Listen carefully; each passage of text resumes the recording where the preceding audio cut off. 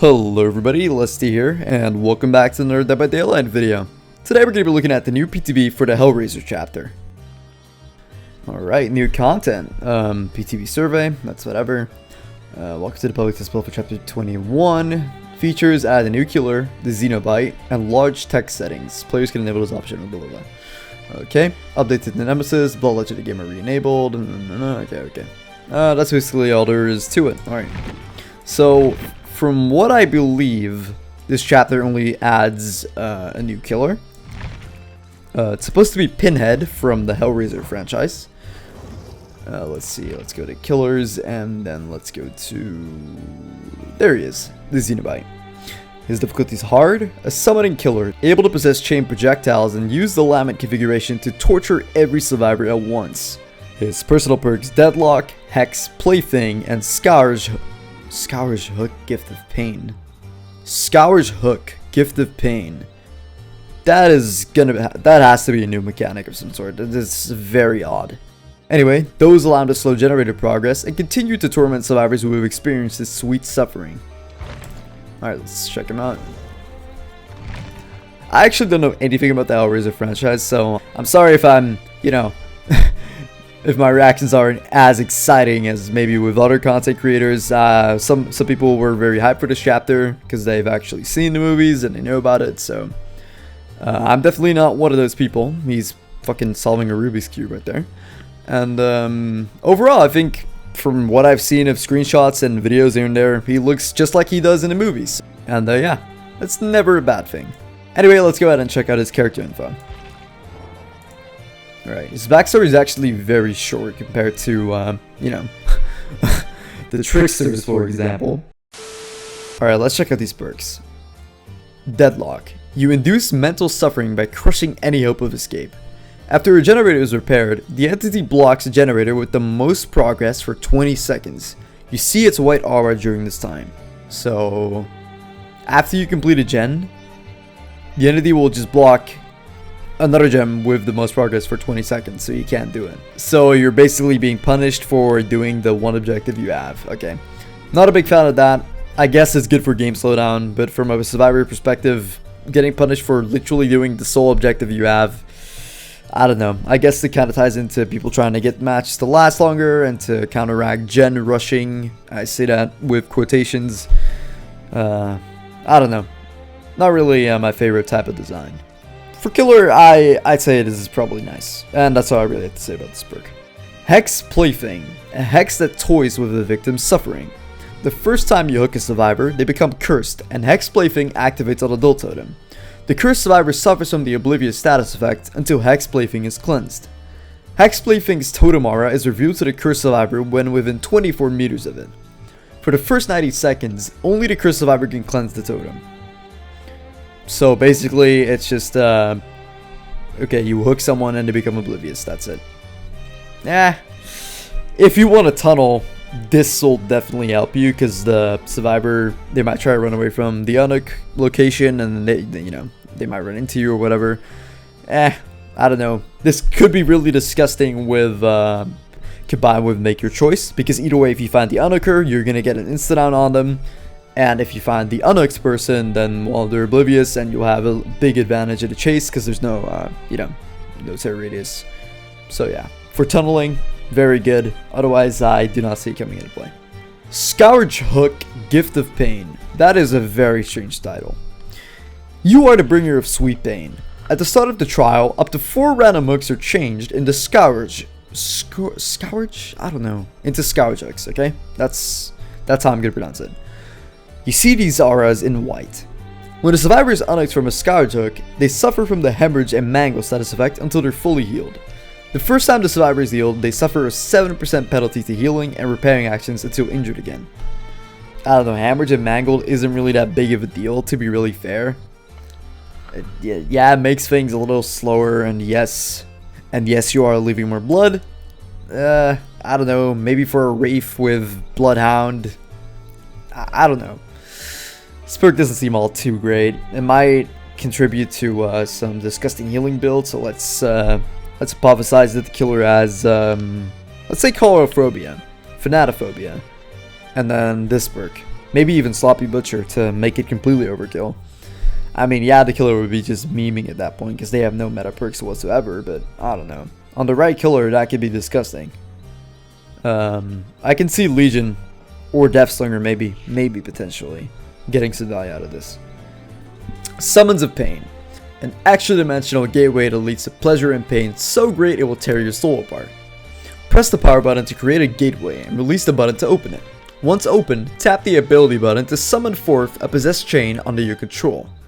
Direct the chain into a survivor to bind them. A survivor bound to a chain is unable to— What the fuck? Hello? Okay. Oh no. Come on, man. I don't know, man. That's very iffy. But I'm gonna read the rest now because I might be speaking too soon. A survivor bound to a chain is unable to sprint. Their movement speed will decrease further as they're hit with a second and third chain. Survivors can perform the break free action to escape.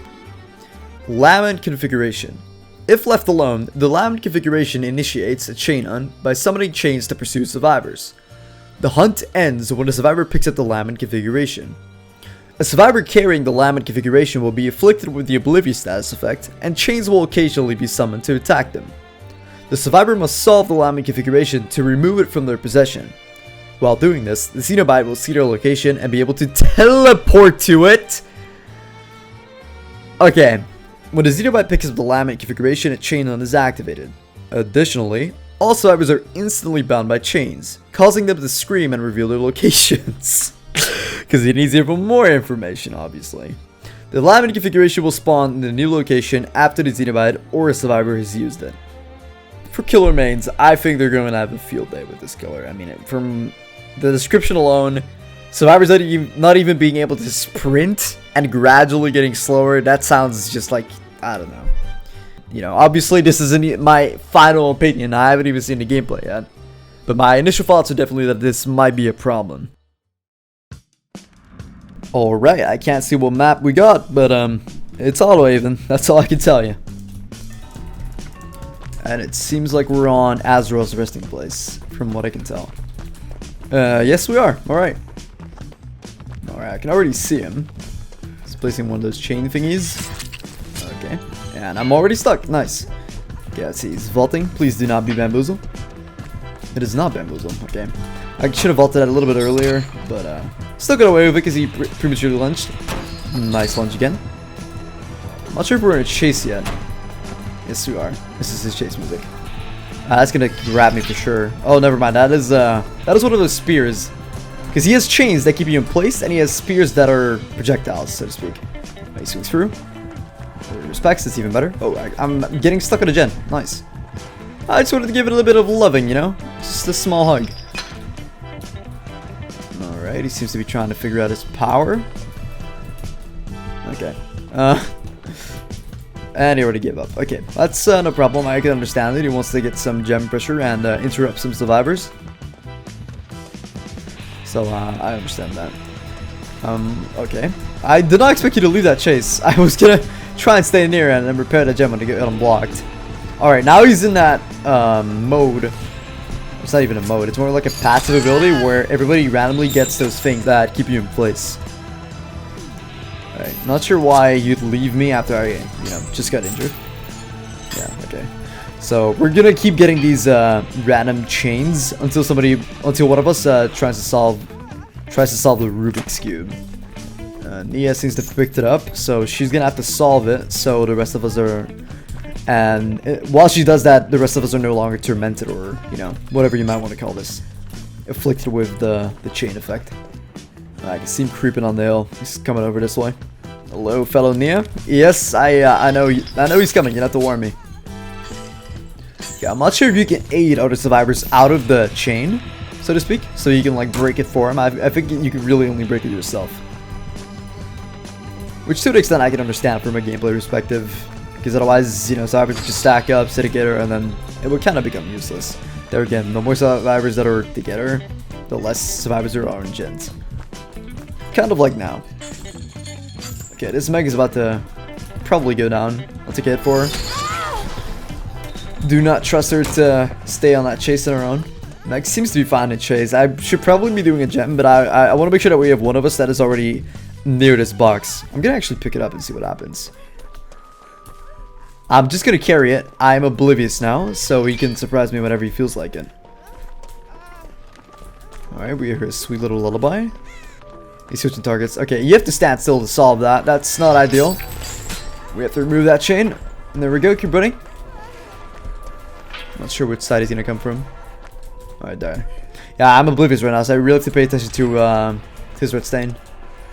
Alright, get a fast hold here. I am injured, so I have to be careful. Sorry, red stain. Coming to that side. Is he going to vault? No, he's not. Okay, I'm gonna go back to the pallet side. He's not even on me anymore. Can you please heal me? Okay, so even if you're carrying the thing, you can be healed.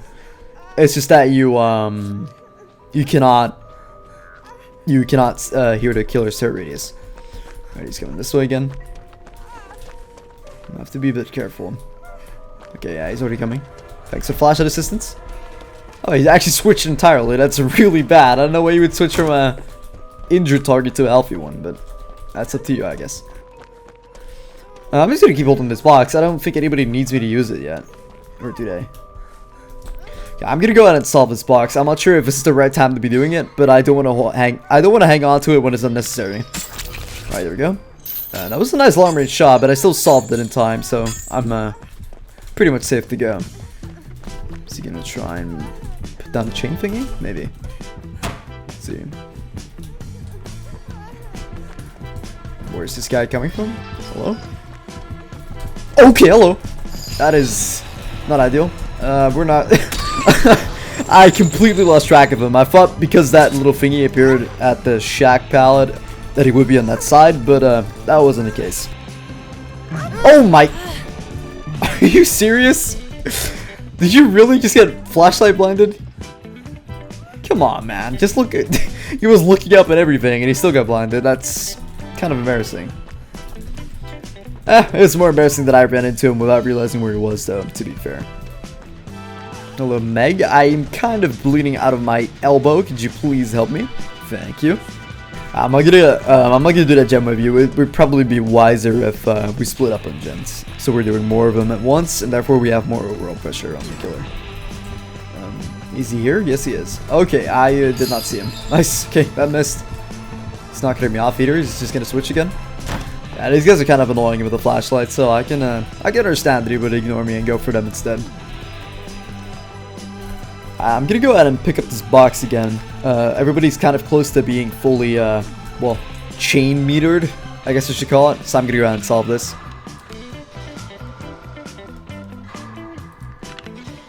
There we go.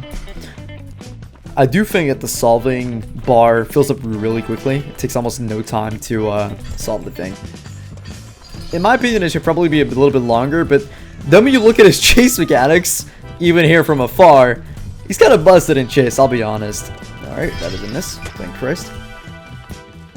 Those things are pretty jukeable, to be fair. Alright, get around and fast with that. No thank you. Fast with this. He is walking there.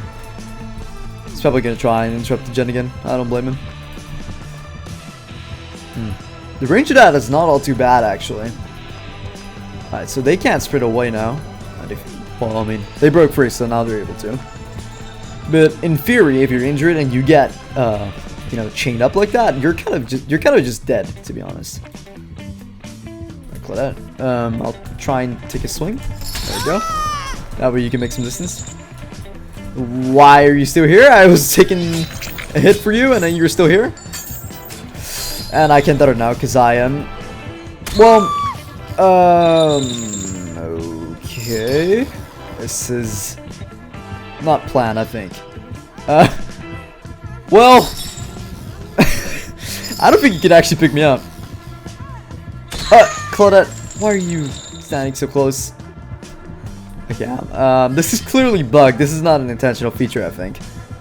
This is clearly not an intentional feature. I'm bugged, but if I'm smart, now that I'm actually still able to walk, I'm gonna go ahead and walk all the way into the corner of the map and then just recover over there.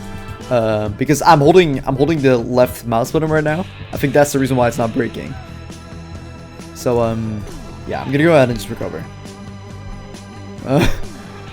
Yeah, this looks pretty silly. Nia looks like she just got out of an ice cold bath. Anyways, probably gonna go for the range. I still have the chain on me. I cannot remove the chain. There we go. Now I'm free. Holy shit, that took way too long. Alright, let me go and break that. Yeah, I can't really do much for you, Claudette, sorry. Okay. Oh, wow. She would have been able to get the flash and save, but then she get interrupted. Okay, that mech really needs to solve that puzzle, because we're kind of stuck like this now. Unless Meg solves that thing, we're gonna continually get attacked by the chains. Alright, Meg solved it, and now we're good to go again. Is he camping? Oh yeah. Yeah, he is camping. I'm gonna meet him about this and then slow bolt back. There we go. Now I can make some distance. I have a spell now. He has a ranged attack and all like that. Oh no. Please let me go. Let me go. Thank you. Alright, I should be safe now. Yeah, he's switching targets again, so I am definitely safe.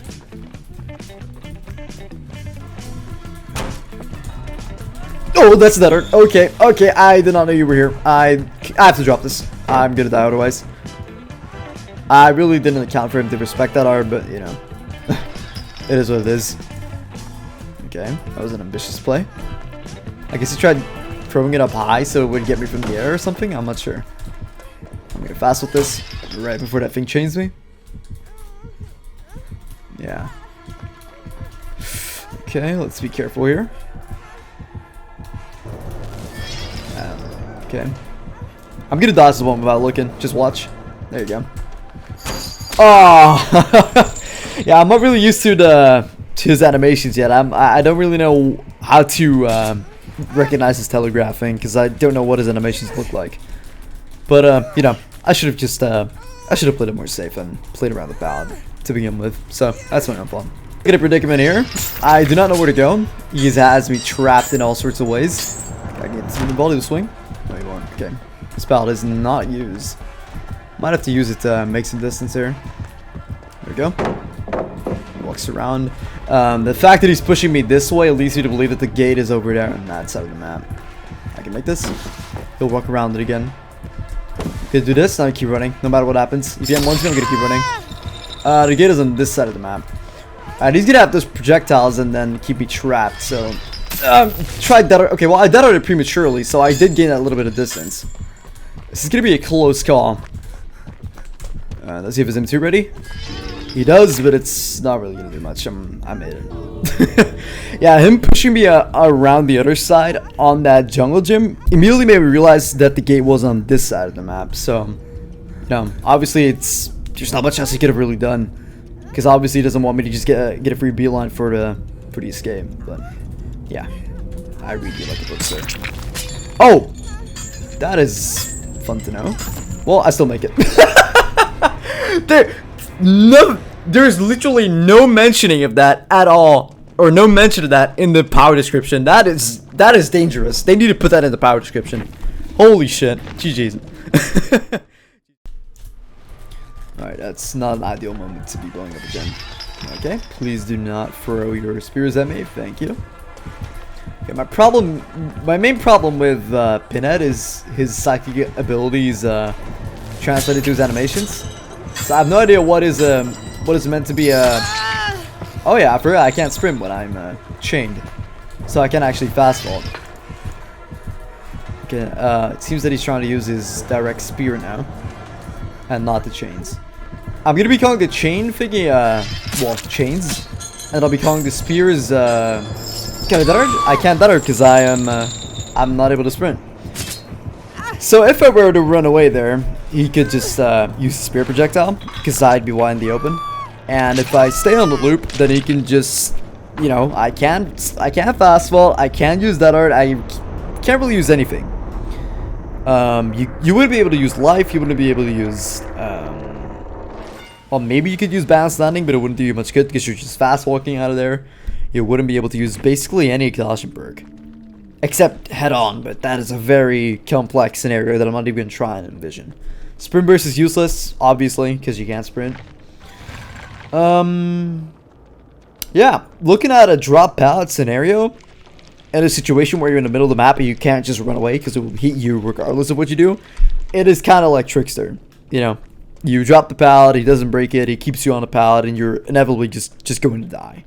You're inevitably just going to die. There's literally nothing you can do. He can hit you over the pallet if you try and vault it, if you try and crouch behind it. It doesn't really matter. So, in that sense, he reminds me of Trickster, who is arguably one of the most uncounterable killers depending on the loop that you're on.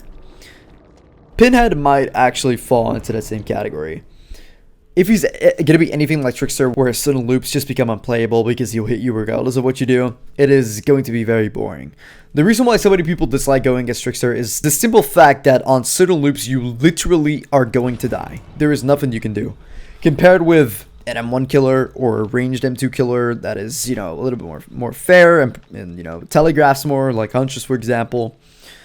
Maybe even Plague to an extent. The main difference is, against Huntress and Plague, you can actually make an effort to dodge and stay out of range and all these different things, right? But the reason for this is because there's pure telegraphing, and then missing leads to an opportunity for the survivor to do something that is in their own favor. Whether it is to position themselves more favorably in said loop, or run to another loop, whatever. Drop the pallet in the meantime while they are winding up another hatchet, or in the hatchet cooldown animation. Or, you know, when the Plague misses her vomit, well, obviously she has to charge her. She has to wait for her vomit to be chargeable again, then she has to charge it up. Those killers actually have telegraphing and allow for gameplay on both sides. But killers like Trickster and, well, based off of that one chase, presumably Pinhead as well, they don't. They do not allow for this. Effectively making their chases very one-sided, and thus making them very boring to go against. So I don't know. I still have to play more against him, but right now he's reminding me a lot of Trickster, and I do not particularly like going against Trickster at all. So that is not a good sign. Alright everyone, I'm going to be playing as the Cenobite, aka Pinhead, in the next video. It's just going to be a little bit too long for my liking, and I'd rather split it up into 2 separate videos. So in the next video, I'll be playing as Pinhead, and yeah, just seeing how he plays and voice more of my thoughts on his overall design, and specifically his power design, because that is, you know, he looks cool and everything, but the power is what makes the killer in this game. That is at least the mentality that I have.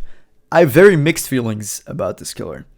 They're not all negative, okay? Realistically speaking, there are some glaring issues with this killer that I think are overlooked, and that should and probably will be tweaked, to be really fair, because if they release him like literally the way he is now, I see a lot of problems. But I'll be discussing more of that in the next video where I actually play him. And yeah, if you want to see that, you know where to find it. Next video, stay tuned. If you enjoyed the video, be sure to give it a like so other people that might be interested can see it. And yeah, I'll see you in the next one.